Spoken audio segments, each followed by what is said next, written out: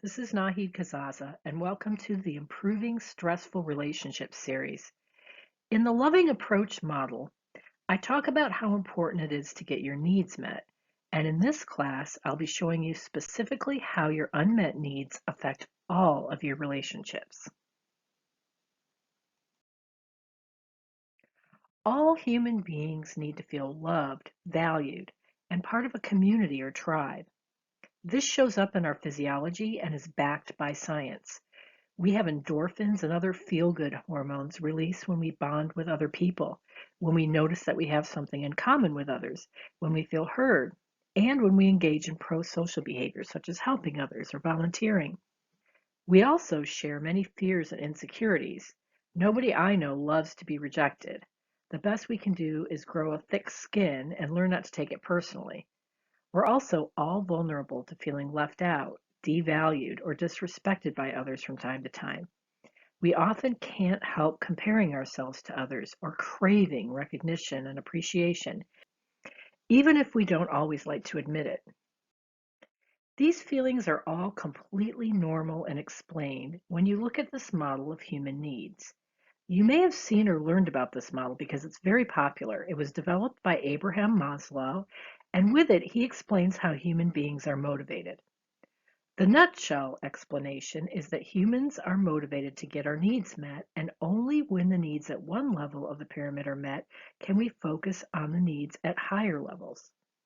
So, for example, if you're having an asthma attack and fighting for air, all of your attention and motivation is focused on getting that next breath. And you probably aren't going to be worrying at that moment about whether or not your boyfriend is cheating on you.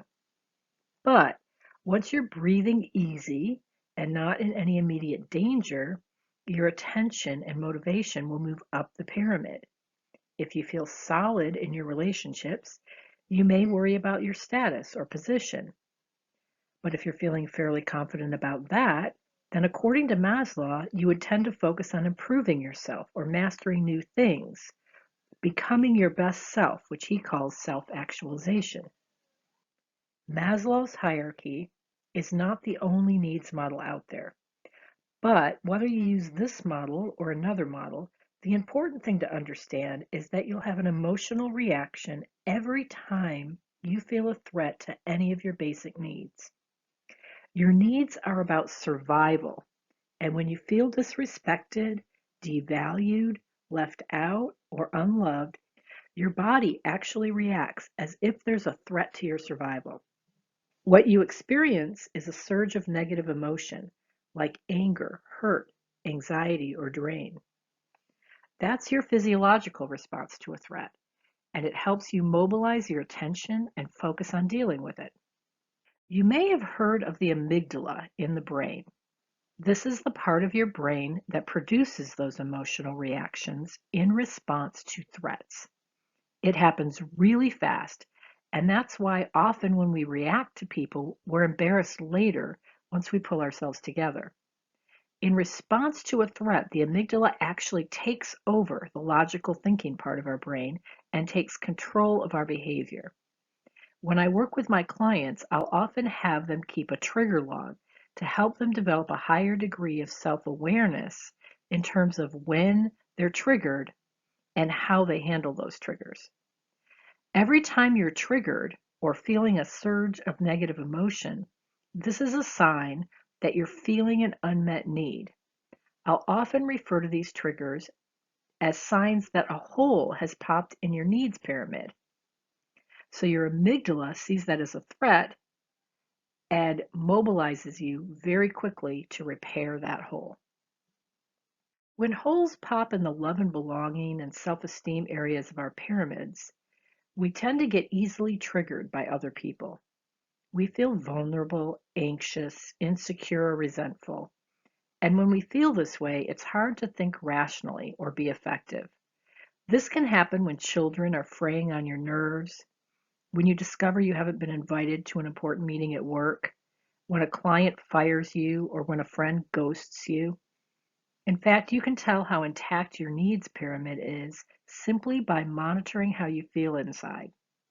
When you feel anxious, angry, hurt, or tired, That's a sure sign that in that moment you don't have all your needs met. When you have your best moments, where you feel calm, confident, at peace inside, when it's easy for you to be patient and gracious with others or to focus on a project, that's what it feels like to have what I call an intact pyramid. One of the most important goals I have with clients I coach is to help them strengthen their needs pyramid so that they can spend more time having calm, confident, and focused moments. That way, they're more effective at everything they do. To me, an intact needs pyramid is the key to happiness and effectiveness. And here's a big secret related to unmet needs. While it's usually a situation that triggers an unmet need, the actual feelings of having your needs met or not having them met are inside you. This is important. Two people can find themselves in the same situation. Let's say noticing that they haven't been invited to a meeting. In that same situation, one person might easily get triggered and start wondering about their status at work, while another person might barely take note, assuming that they aren't needed in the meeting and choosing to use the time to focus on something they feel is more important. The difference is inside, whether that needs pyramid is intact or not. In other words, if I feel really confident in my position at work, if I trust that my boss respects and values me, and inside I believe that even if something went terribly wrong at this job, I could get another, then being left out of a meeting doesn't trigger me because my need for belonging, status, esteem, and position are solid. On the other hand, if I'm not confident in my position at work and I'm not sure I can trust my boss or that I could easily get another job if this one didn't work out, then my need for belonging, status, esteem, and position are not solid. And so I'm hyper attuned to any situation that might increase the jeopardy I already feel. Sometimes I'll call that having a thin pyramid or thin patches in your pyramid that could easily pop into holes. Let's take this idea a little deeper. When we're young, one of the first things we learn to figure out is, how does this world I live in work? What do I need to survive? And how do I get those things? As children, we learn that some things we need seem really easy to get.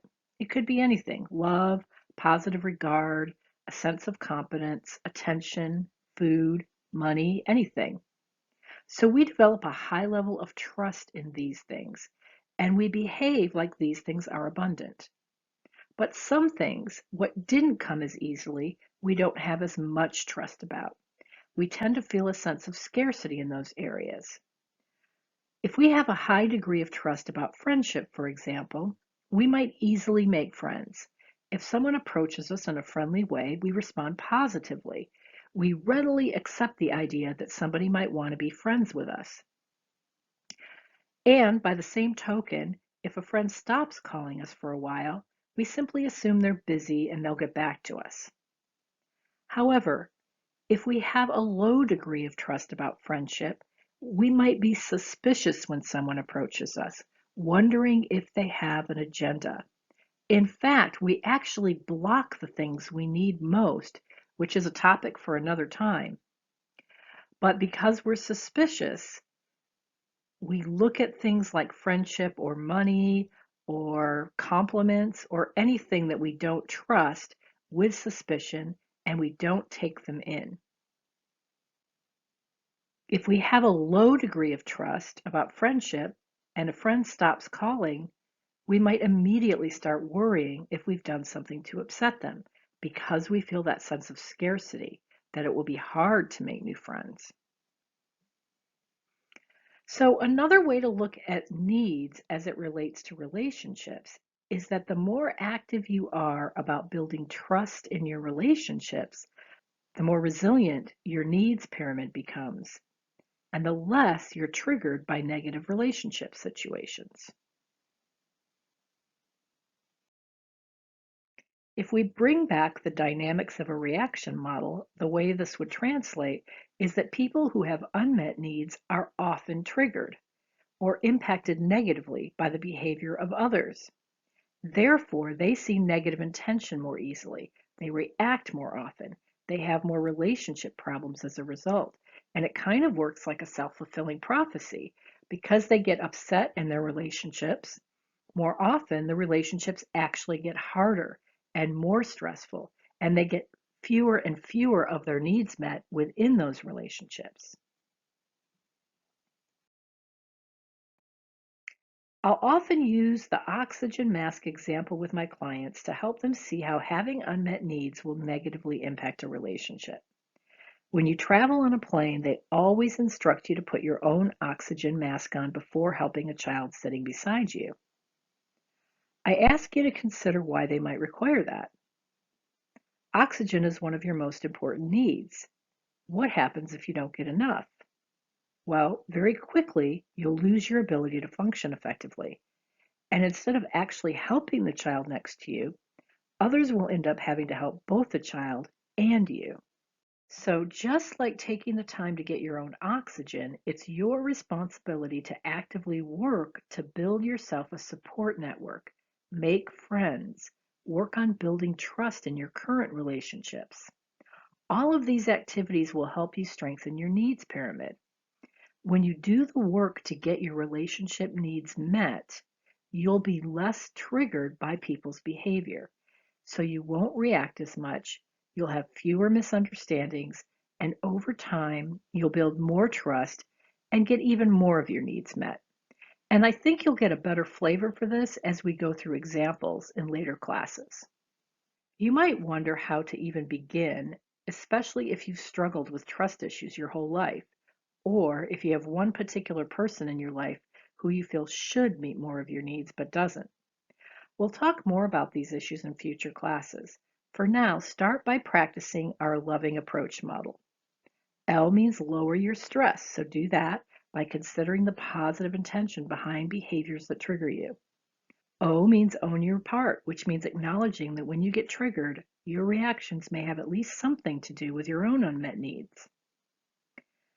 Then V and I are about having conversations when you're not feeling upset, showing genuine curiosity about the intentions of the other person, and sharing your experiences, and also making requests for change.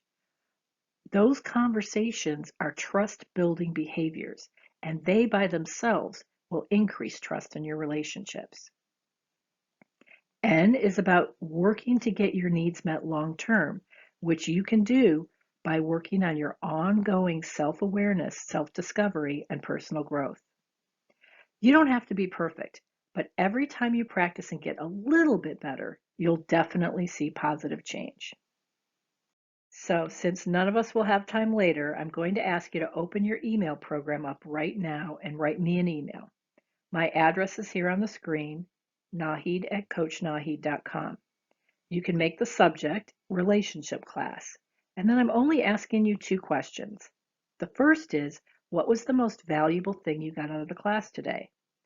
And maybe add what you're going to do about it. The second is, what is a relationship challenge you're currently facing, or a question or topic that you'd like to see me cover in an upcoming class? Keep in mind that I use these emails to create new classes going through very specific examples that you'll be able to resonate with. If you enjoyed this class, you're welcome to share it with anyone you like. In fact, I love the exposure, so please feel free to post it on social media and share what you loved about it.